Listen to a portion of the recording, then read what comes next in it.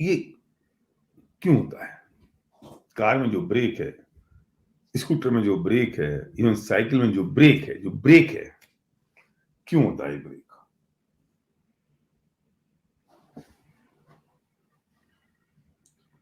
आप ये जवाब दोगे कि ये गाड़ी को रोकने के लिए है,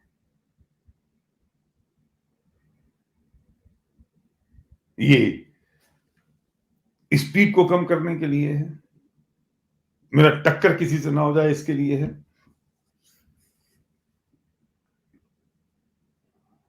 ये जवाब आपने दिया होगा, ये आपने सोचा होगा। नहीं, ये जो ब्रेक है ना, ये स्पीड को रोकने के लिए नहीं है, ये कार को स्पीड से चलाने के लिए है, ये कार को पावर देने के लिए है, उसको शक्ति देने के लिए है। अगर ये ना हो तो हम अपनी गाड़ी को स्पीड से चला सकते हैं। सपोज करो कि आपके पास कार है और आप हाईवे पे चल रहे हैं और अचानक आपकी गाड़ी का ब्रेक फेल हो गया, तो आप क्या करोगे? आप चलाओगे 10 की स्पीड पे और जल्दी से ढूंढोगे कि कोई ब्रेक वाला मिल जाए और मैं गाड़ी को ब्रेक ठीक करा दूं। और जैसे ब्रेक ठीक हुए तो आपने फिर 100 की स्पीड पे चलाना शुरू कर दिया। तो ये ब्रेक गाड़ी को रोकने के लिए है कि स्पीड देने के लिए है? हम समझ रहे हैं कि वो ब्रेक जो है ना वो गाड़ी को रोकने के लिए है। नहीं नहीं, वो स्पीड देने के लिए है। जब ब्रेक फेल हुआ तो एक्सीलेटर तो है, लेकिन आप एक्सीलेटर का यूज नहीं कर रहे हो।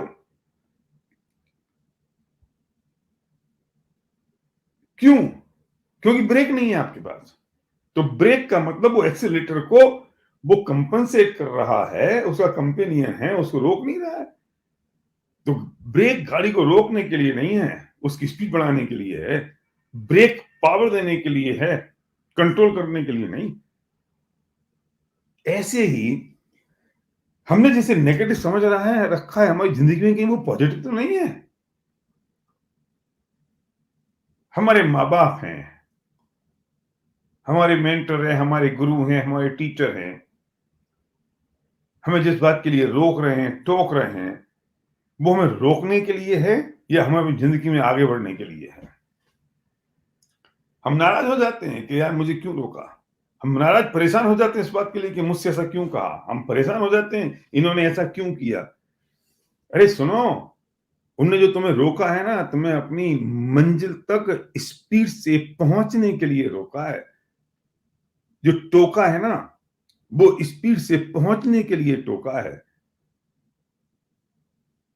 जो तुमसे कुछ कहा है ना, वो तुम्हें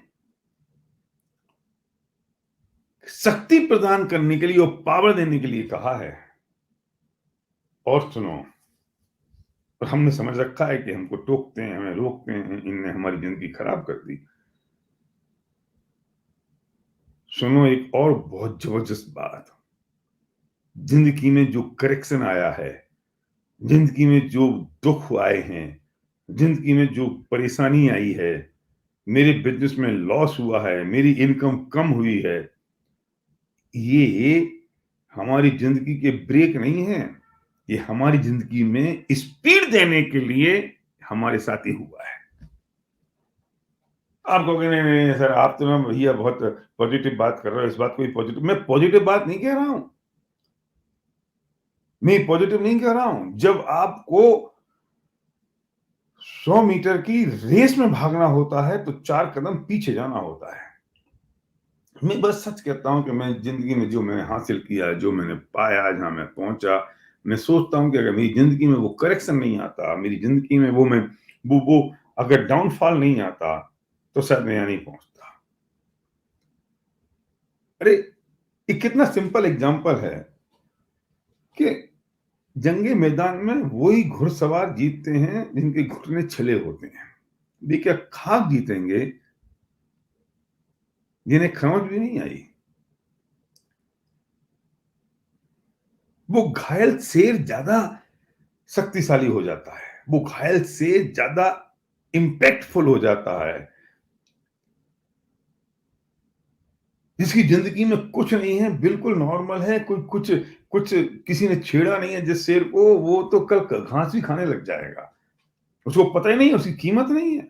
अगर आपकी जिंदगी में कोई करेक्शन आया है, आपके बिजनेस में कोई करेक्शन आया है, आपके बिजनेस में लॉस हुआ है, अगर इनकम कम हुई है, कुछ साथी आपको छोड़ के चले गए हैं और आप अपने आप को अकेला महसूस करने लगे हो, ये ब्रेक अगर लगा है तो ये आपको पावर देने के लिए, आपको शक्ति देने के लिए, आपकी स्पीड को आगे बढ़ाने के लिए लगा है। अगर ये नहीं होता तो आप आगे नहीं बढ़ते। हम जिसे नेगेटिव समझ रहे हैं वो पॉजिटिव तो नहीं है। मैंने जिस माँ की डांट को मैंने नेगेटिव समझा वो की पॉजिटिव तो नहीं थी। लेकिन जब मैं छोटा था और जब मैं होमवर्क नहीं करता था और मेरी माँ डांटती थी तो मुझे बहुत बुरा लगता था, अरे यार ये कि माँ नहीं हो तो ज्यादा अच्छा है, ये होमवर्क ना हो तो ज्यादा अच्छा हो, ये टीचर ना हो तो ज्यादा अच्छा है।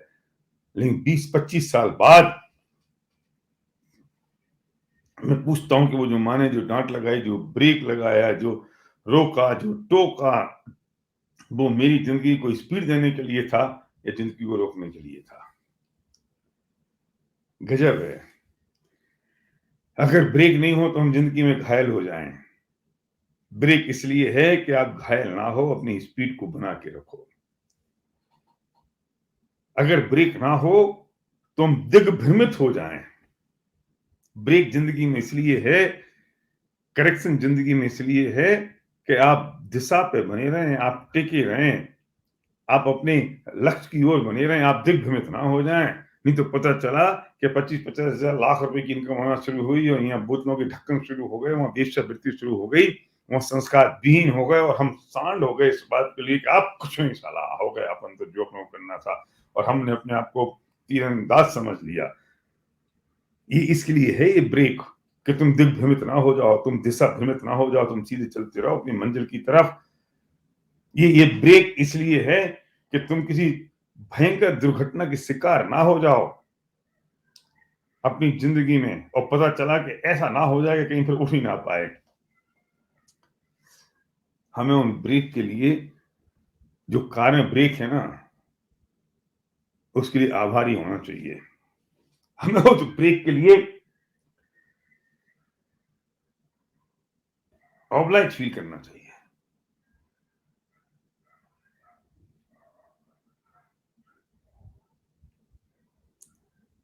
बस ऐसे ही जिंदगी में जो करेक्शन आया है, जिंदगी में जो डाउनफॉल आया है, जिंदगी में जो मुझे नुकसान दिखाई दे रहा है, मेरी इनकम कम होती दिखाई दे रही है, मुझे तकलीफ दिखाई दे रही है, वो जिंदगी के ब्रेक हैं। उसके लिए आभारी रहो कि मैं दिग्भ्रमित नहीं हुआ, मैं दिशा पर चल रहा हूँ, मैं स्पीड पे कर रहा हूँ, मुझ में पावर आ गई है। इसलिए मैं कहता हूँ कि जब आपके पास चैलेंजेस ज्यादा हो तो आपका एक्शन मैसिव एक्शन में कन्वर्ट हो जाना चाहिए, वो आपका एक्शन मैसिव एक्शन में बदल जाना चाहिए। क्योंकि अब आपको लग गया है, अब आपको बस लर्निंग भी आ गई है, आपको मालूम भी पड़ गया है, अगर ये ब्रेक नहीं होते जिंदगी में तो आज हम जहां हैं हम वहां नहीं होते। तो जो लोग अपनी जिंदगी के करेक्शन से, जो लोग अपनी जिंदगी के डाउनफॉल से, जो लोग अपनी जिंदगी, life is a roller coaster, ये कभी ऊपर जाती है कभी नीचे आती है। Business is a roller coaster, income, पैसा इज अ रोलर कोस्टर, कभी कम होगा, कभी ज्यादा होगा, कभी ऊपर होगा, कभी आगे होगा, कभी पीछे होगा। हम उस परिस्थिति में क्या महसूस कर रहे हैं अपने आप को, हम कैसा देख रहे हैं अपने आप को, ये इंपॉर्टेंट है। अगर हम उससे लर्निंग नहीं ली और हम सही नहीं हुए तो फिर क्या होगा? फिर वो, अगर वो जिंदगी में वो करेक्शन ना हो तो आप शैतान बनने की तरफ जा रहे हो, करेक्शन है तो आप भगवान बनने की तरफ जा रहे हो। ये सब कहानियां जो हैं, जितने भी देव हैं, देवता, देवी हैं, देवता हैं, हमारे इष्ट देव हैं, परमात्मा है, ईश्वर है, सबकी कहानियां भरी पड़ी हैं उनके चैलेंजेस से। क्यों भी थे, इसलिए भी उस वहां पहुंचे। शैतान की जिंदगी में नहीं दिखेंगे। आप पिक्चर देखते हो और 17 रील की अगर पिक्चर है तो 16 रील तक तो विलेन जीतता है। और 16 रील तक वो हीरो दुखी रहता है। लेकिन 7वीं रील में बाजी पलट जाती है। और अंतिम हंसी किसकी होती है, बस ये फर्क है। अंतिम हंसी किसकी है, सूरज रील तक वो फंस गया। हाँ ये होगा आपकी जिंदगी में। मैंने भैया बहुत कोशिश की, मैं देख रहा हूं कल से जब मैं बात कर रहा हूं तो कोई मुझसे कह रहा है आप कह रहे हो 1% इन अ डे, हम मैंने आज 4 कर दिए, वो कहते मैंने 5 कर दिए, मैंने 2 कर दिए। ओहो, आप देख रहे हो सिचुएशन क्या हुआ, ये पावर आपके अंदर थी, आपके थी नहीं, आपके अंदर है। हम नहीं भूल गए अपनी पावर को। वो जो कबड्डी कबड्डी खेल रहा होता है ना, कबड्डी कबड्डी कबड्डी कबड्डी कबड्डी कबड्डी कबड्डी कबड्डी कबड्डी, वो जो फिनिशिंग लाइन है वो तब तक बोलता रहता है, तब पीछे उसको 8 लोगों ने पकड़ लिया है, उसकी एक ने टांग, एक ने हाथ, एक ने मुंह, एक ने गर्दन, और फिर वो बोलता जा रहा है, बोलता जा रहा है, बोलता जा रहा है। अब जितना बड़ा चैलेंज आया, जीत उतनी बड़ी होनी है, क्योंकि अब 8 लोगों ने पकड़ लिया है ना, और वो कबड्डी कबड्डी करते करते वो कर दो फिनिशिंग, और अगर वो पहुंच गया तो 8 आउट होंगे। चैलेंज जितना बड़ा है उतनी बड़ी जीत होने वाली है। अच्छा नहीं पहुंचा तो नहीं तो है ही, तू ये जोर अंतिम पल तक क्यों नहीं लगा रहा है, नहीं तो है ही ना, तुझे पकड़ लिया है, अब तेरे पास में 6 इंच रह गई है फिनिशिंग लाइन, तू 6 इंच पहले ही हार मान ली, अगर वो हार 6 इंच पहले मान ली तो हार तो चुका ही। लेकिन मैं तब तक नहीं मानने वाला हूं जब तो मेरी उस सांस का अंतिम पल नहीं आ जाता, और मैं लगाऊंगा ताकत, खींचते खींचते खींचते खींचते ले जाऊंगा। क्या पता जिसकी हम बात कर रहे हैं कि आज 22 तारीख है और 1% टुडे, और जो तुम एक आदमी को आज लेके जा रहे हो, वो एक आदमी तुम्हारा पहला ड्यू सिटी होगा। ओ माय गॉड, मुझे याद है एक व्यक्ति ने मुझसे, हम दिल्ली में एक फंक्शन था और मैं बस ये बात कह रहा था, ये बात होगी कैसे 2000 की, और मैंने कहा बस यार आज एक आदमी को देख लो अंतिम, और मेरे एक लीडर ने ये बात सुन ली और वो कोटा में था, और उसने बस अंत में पकड़ते पकड़ते बस में बैठ रहे थे और अपने दोस्त को फोन किया, इधर आना यार कुछ काम है। वो ऐसे ही आ गया, उसको हाथ पकड़ के बस अंदर बैठा दिया। बोले यार कहाँ जा रहे हैं, बोले दिल्ली जा रहे हैं, कपड़े नहीं है कुछ नहीं, बोले कोई बात नहीं यार सब मैनेज कर लेंगे, वहां खलियन तू बैठ जाओ। और वही उसका सबसे पहला, सबसे बड़ी लेग निकली, सबसे बड़ा आदमी निकला, और वो सबसे बड़ा बिजनेस उसने ही कर दिया, वो अंतिम वो पल। हम तो बैठ जाते हैं, अच्छा अब तो तीन दिन तो रह गए फैमिली में, अब तो क्या जो होना था वो हो गया, अब क्या करने की जरूरत है।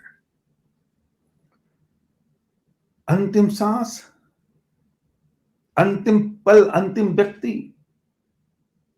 हम जिंदगी में क्या कर रहे हैं। मैं मेरा काम मैं अंतिम पल तक करता रहूंगा। मैं पढ़ रहा हूं और पढ़ते पढ़ते मुझे नींद आ रही है तो मैं क्या करूं, अभी विचार आया कि मुझे नींद आ रही है तो मैं बंद करके किताब सो जाऊं, नहीं, मैं पढ़ रहा हूं, मैं तब तक पढ़ता रहूं जब तक किताब मेरे पास से गिर ना जाए, पढ़ते पढ़ते गिर ना जाए, मैं बैठे बैठे ऐसे ना सोने लग जाऊं। क्यों, कि वो जो अंतिम लाइन मैंने पढ़ी है ना, वो मेरी जिंदगी में कौन से काम आ जाएगी। आज जो पढ़ी, इस पल जो पढ़ी, इस मोमेंट जो पढ़ी, और ये अगर छूट गई तो मेरी जिंदगी तो इतनी चाहिए, वो वक्त निकल गया। और हम पता नहीं कब हार मान के बैठ जाते हैं। नहीं, मेरे पास ना 50 लोगों की टीम से कोई नहीं बची। अच्छा, ये जो 50 थे ना, ये वो थे जिनको रहने नहीं था, ये सही लोग नहीं थे। इसलिए अब मैं फिर दोबारा बनाऊंगा और दोबारा चली गई तो, बस इसका कोई जवाब नहीं है। जिंदगी में इस तो का जवाब तो हकीम लुकमान के पास भी नहीं था, कि मैं सिर दर्द हो रहा है और मैंने क्रोसिन खाई और ठीक नहीं हुआ तो, मैंने शादी की और मेरी पत्नी अच्छी नहीं निकली तो फिर काम करो, जितने कुआरे सब निर्णय कर लो कि शादी नहीं करनी है आज के बाद, है तो फिर तू टेस्ट करेगा, शादी से पहले टेस्ट कर लेगा ये पत्नी मेरे काम आएगी कि नहीं आएगी, क्या करेगा।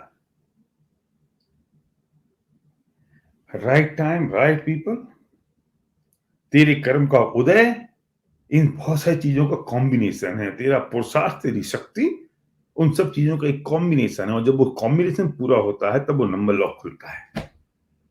उसमें तेरा पुण्य का उदय, तेरे कर्म का उदय, तेरा भाग्य वो काम कर रहा है, तेरा उसमें एक्शन, तेरा पुरुषार्थ, तुम्हारा वो एटीट्यूड, तुम्हारे वर्तमान के भाव, बहुत सारी चीजें हैं। वो ऐसा एक चीज छूटी, लॉक नहीं खुलेगा।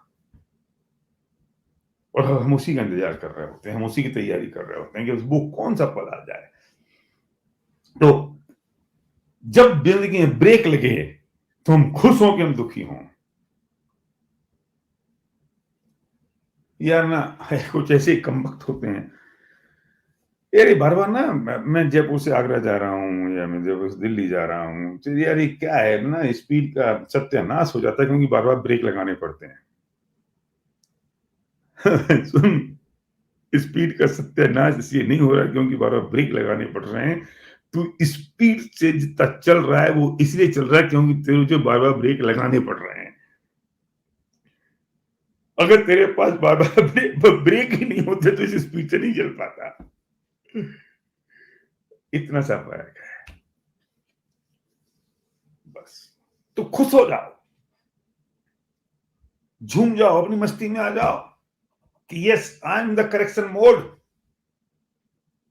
वर्ड है ना, एक करेक्शन मोड, ये करेक्शन है, ये डाउनफॉल नहीं है जिंदगी का।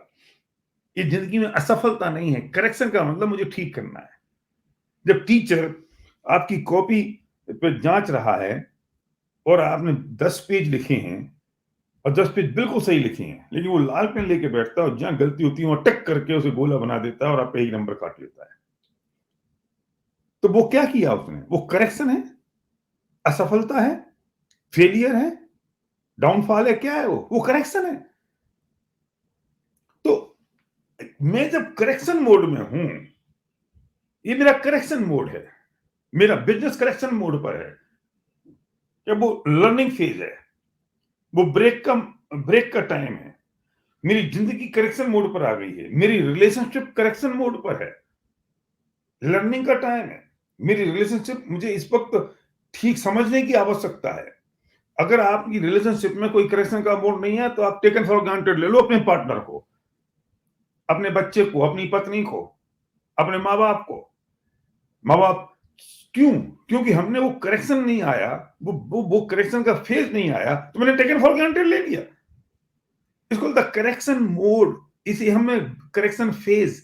जब वो करेक्शन फेज आया है तो you have to become more powerful, more active, more energetic. इसको द करेक्शन मोड। आपको एक कहानी पता है बुलेट की? एनफील्ड जो मोटरसाइकिल आती है, ये एक जमाना था जब बुलेट का नाम था, एक जमाना था तब बुलेट की आवाज के लिए दीवाने होते थे, भक भक भक भक भक। और बुलेट को चलाओ 20 की स्पीड पे और बिल्कुल ऐसे बैठ जाओ, गोगल लगा के, लगता साला शहर का आदमी निकल गया कोई।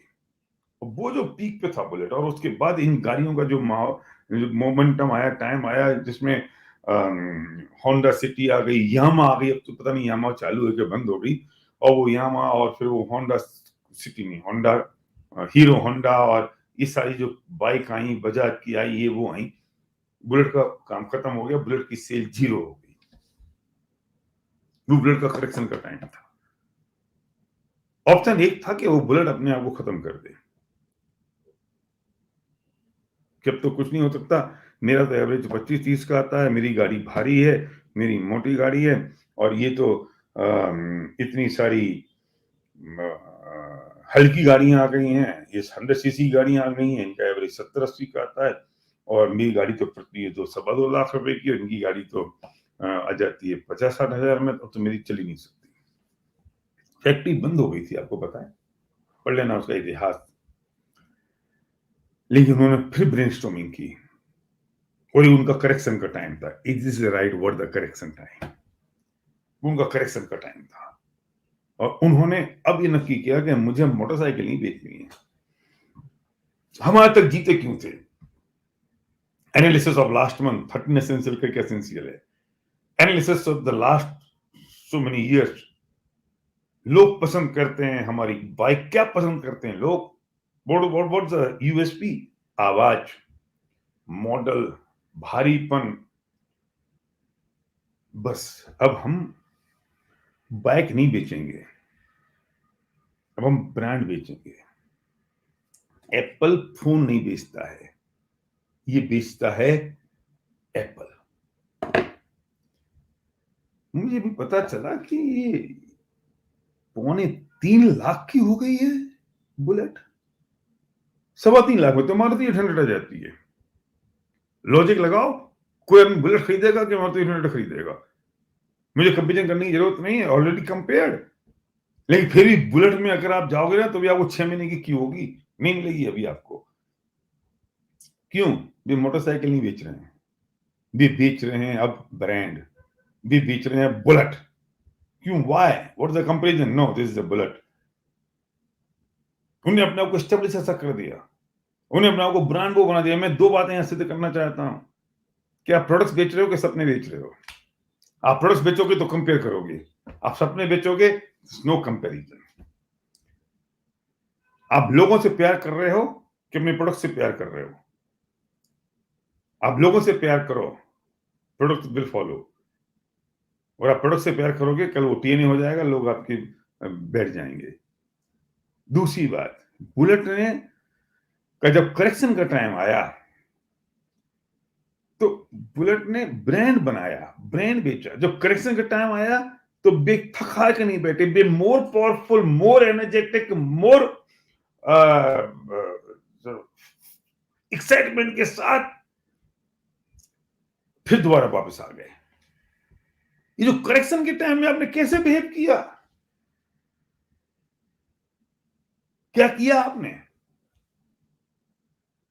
ये सबसे इंपॉर्टेंट है। और आज बुलेट की हालत ये हो गई कि 6 महीने की वेटिंग होगी, नहीं मिलेगी। This no comparison with the Hero Honda और एनी अदर मोटरसाइकिल और बाइक। कोई प्रैक्टिकल कंपेरिजन नहीं है। ये एप्पल, ये 10,000 रुपए का फोन जो काम करता है, वो जो उसमें फीचर है वो एप्पल में नहीं है, नहीं है वो फीचर जो उस 10,000 वाले में है। तो उसने क्या किया? ब्रांड। उसने अपने आप को ब्रांड बनाया, उसने अपने आप को ड्रीम से कनेक्ट किया। ओ, मेरे पास तो एप्पल का आईफोन है, ड्रीम से कनेक्ट किया। बुलेट ने अपने आप को ड्रीम से कनेक्ट कर दिया। लोगों के ड्रीम में आने लगी बुलेट। लोग लिखने लगे अपने अपने ड्रीम बुक में कि मुझे एप्पल आईफोन चाहिए। वाई? यार काम चल तो रहा है, तेरे पास एंड्रॉइड है, हो गया काम।